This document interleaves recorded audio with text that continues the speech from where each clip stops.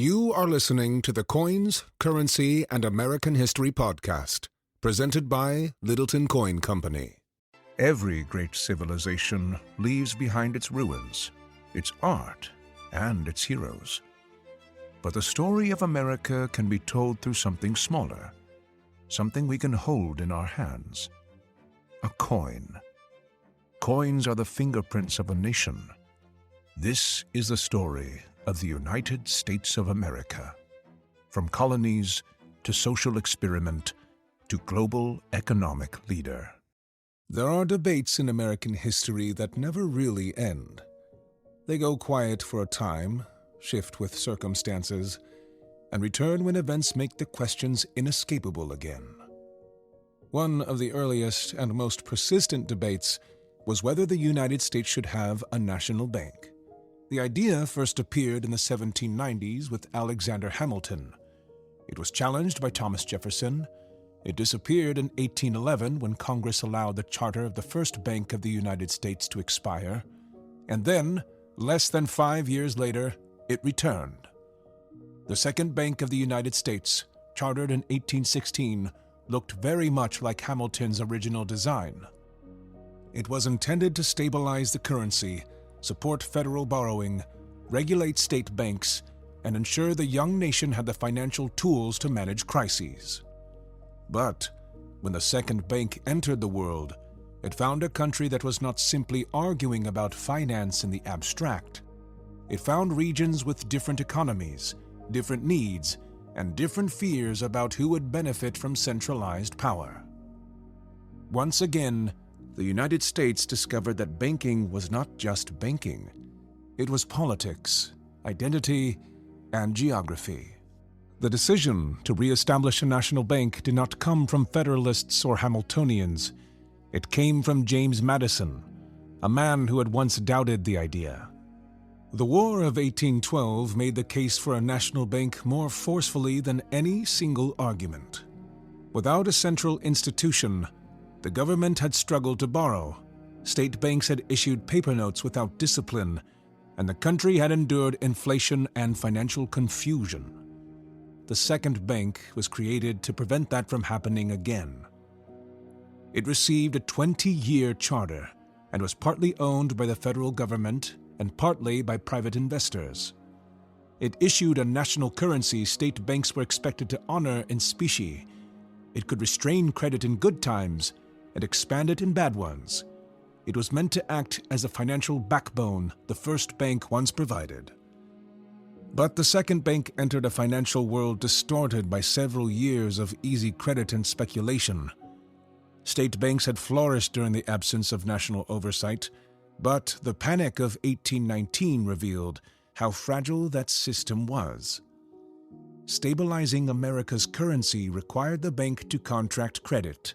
Contracting credit meant calling in loans, and calling in loans triggered hardship, anger, and resentment. So it did not take long for the banks to acquire opponents.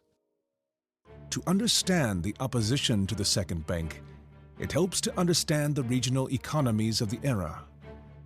In the Northeast, banking and commerce were well established.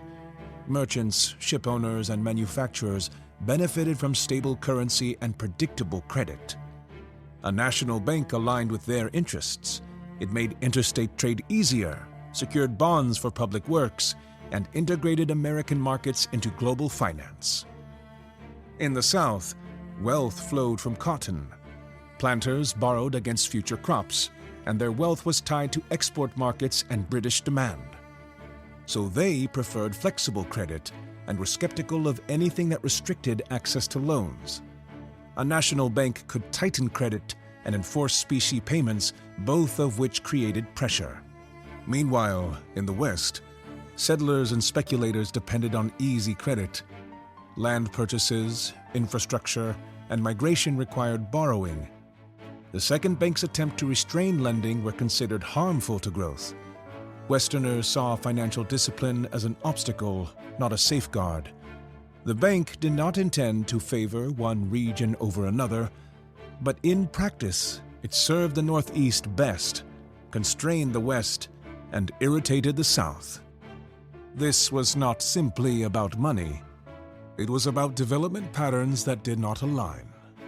Where Hamilton saw the national bank as a unifying institution, many Americans now saw it as a regional imbalance. The second bank might have continued in uneasy coexistence with the country if not for the arrival of Andrew Jackson. Jackson represented a particular strain of American democracy, suspicious of concentrated power, protective of local autonomy, comfortable with conflict. He believed the national bank was too powerful, too insulated from the people, and too closely tied to financial elites.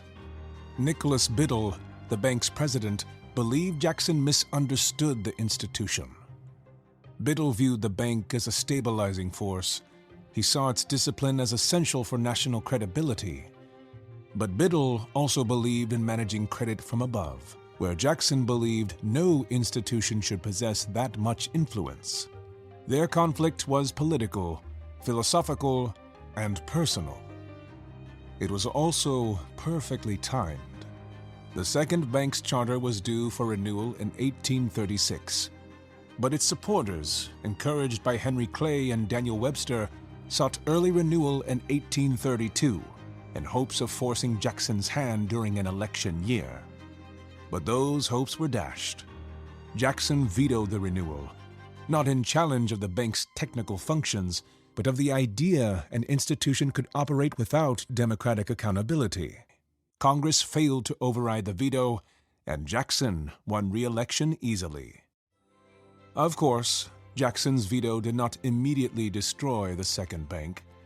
Its charter was still valid until 1836, but its days were numbered, and political battle shifted to control of federal deposits. Jackson ordered federal funds removed from the bank and placed into selected state banks termed pet banks by his critics. This weakened the second bank and strengthened the state institutions. It also expanded credit as state banks increased lending. Biddle attempted to defend the bank by tightening credit to demonstrate its importance, but the contraction produced short-term distress, which critics blamed on both sides. As with the first bank, the debate did not end with an elegant resolution. The second bank simply ceased to exist when its charter expired in 1836.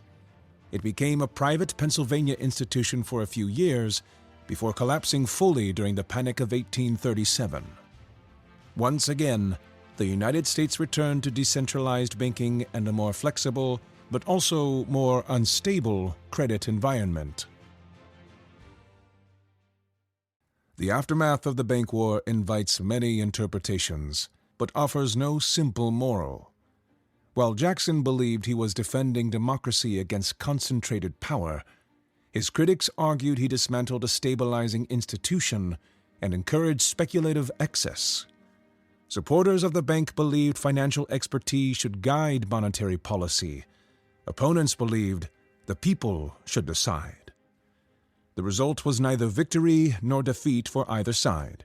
It was simply the continuation of a debate that began in the 1790s and would return decades later, when another crisis would force the United States to rebuild a central banking system once again. The bank war revealed financial institutions are not just technical tools. They distribute power and shape different regions in different ways. They produce winners and losers, and Americans of the early 19th century could not agree on who should control that process. Some preferred national stability. Others preferred local autonomy. Many preferred growth today over discipline tomorrow. The argument would not end there. It would go quiet, change context, and return whenever events made the question impossible to ignore. The United States faces the consequences of the bank war. Credit expands, land speculation surges, and when confidence falters, the Panic of 1837 introduces the country to a new kind of economic crisis, one rooted in belief, expectation, and the delicate balance between growth and restraint. Next time, the Panic of 1837. We hope you've enjoyed this episode of the Coins, Currency, and American History podcast presented by Littleton Coin Company.